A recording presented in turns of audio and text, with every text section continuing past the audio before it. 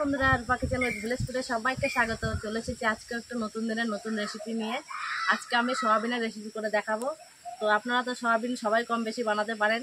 তো একঘেয়ে সোয়াবিন না খেয়ে আজকে আমি যে পদ্ধতিতে সোয়াবিন বানাচ্ছি সেই পদ্ধতিটা একবার দেখবেন, প্রথম থেকে শেষ অবধি ভিডিওটা। তো দেখবেন খুব ভালো লাগবে, আর ভালো লাগলে অবশ্যই একটা লাইক কমেন্ট করবেন। তো চলুন শুরু করি আজকের রেসিপি। তো চলে এসেছি রান্না করে, তো এবার শুরু করে দেবো। তো আমি এক প্যাকেট সোয়াবিন দিয়ে আজকে সোয়াবিন রেসিপিটা করে দেখাবো। তো প্রথমে আমি আবার উনুনটা ধরিয়ে নেব। তো উনুন ধরিয়ে আমি কড়াই বসিয়ে নিয়েছি। এবার কড়াইতে আমি জল দিয়ে দেবো। জলটা মোটামুটি গরম হয়ে গেছে, এবারে সয়াবিনগুলো দিয়ে দেবো। সয়াবিনটা কিন্তু আমার সেদ্ধ হয়ে গেছে, এবারে আমি তুলে নেবো। এটা খুব বেশি সেদ্ধ করার দরকার নেই।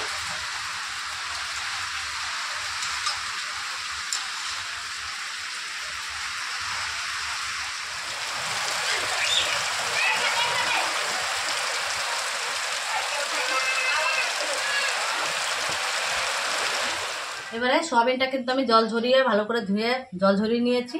এবারে কিন্তু এটা একটু ম্যারিনেট করে নেবো। তার জন্য আমি এখানে নিয়েছি 150 গ্রামের মতো টক দই। টক দইটা একটু ভালো করে ফেটিয়ে নেবো।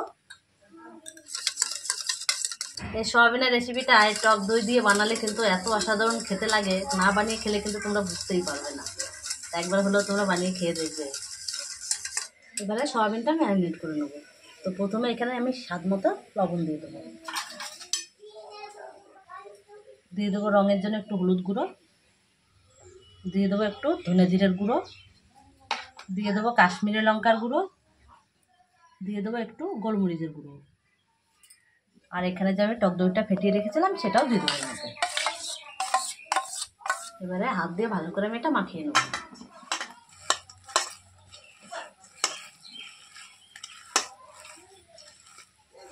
ভালোভাবে এটা ম্যারিনেট করা হয়ে গেছে। এবারে এটা 5 মিনিটের জন্য আমি ঢাকা দিয়ে রেখে দেবো। এবার কড়াইটা আবার ভালো করে ধুয়ে বসিয়ে নিয়েছি। কড়াইটা গরম হয়ে গেছে, এবারে দিয়ে দেবো এখানে সরষের তেল। তেল গরম হয়ে গেছে, এবার তেলের মধ্যে ফোড়নে দিয়ে দেবো একটা তেজপাতা, আর দিয়ে দেবো একটা দারচিনি, 2টো এলাচ। এবারে দিয়ে দেবো অল্প করে গোটা জিরে। বড় সাইজের 2টো পেঁয়াজ কেটে রেখেছিলাম, পেঁয়াজ কুচিটা এবার দিয়ে দেবো।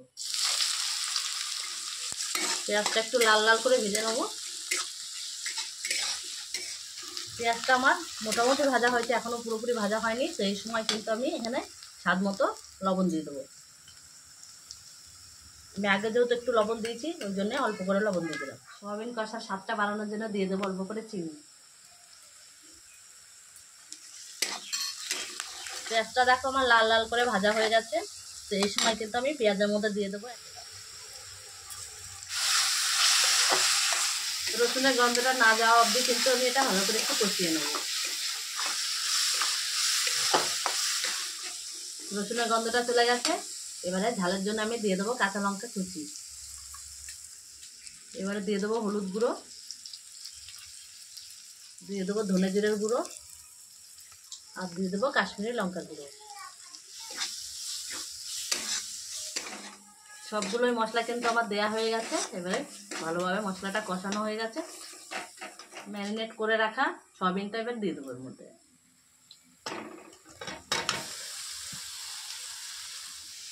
এই সময় কিন্তু উনুনের আঁচটা একদম লোতে রাখতে হবে, যেহেতু টক দই দেওয়া আছে।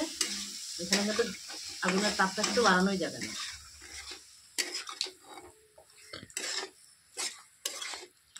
সয়াবিনটা কিন্তু ভালোভাবে কষানো হয়ে গেছে। তো এবারে আমি জল দিয়ে দেবো।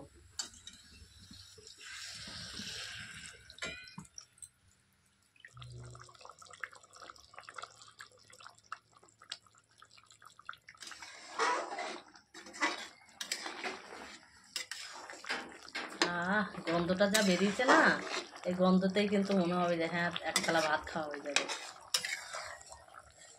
সয়াবিনের তরকারি কিন্তু আমার হয়ে এসেছে। তো সবশেষে আমি এখন ধনেপাতা কুচি ছিটিয়ে দেবো উপর দিয়ে, আর দিয়ে দেবো একটুখানি গরম মশলা। এবারে কিন্তু আমার সয়াবিনের তরকারি হয়ে গেছে, আর এত সুন্দর দেখতে হয়েছে, যেরকম দেখতে হয়েছে সেরকম গন্ধ বেরিয়েছে।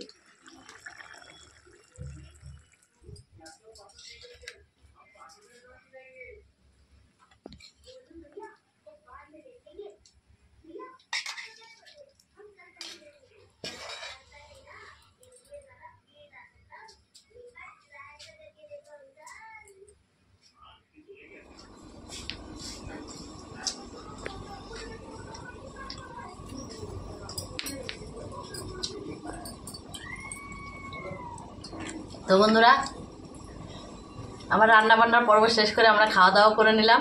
তো আজকের রেসিপিটা ভালো লাগলে অবশ্যই একটা লাইক, কমেন্ট আর একটু বেশি বেশি করে শেয়ার করবেন।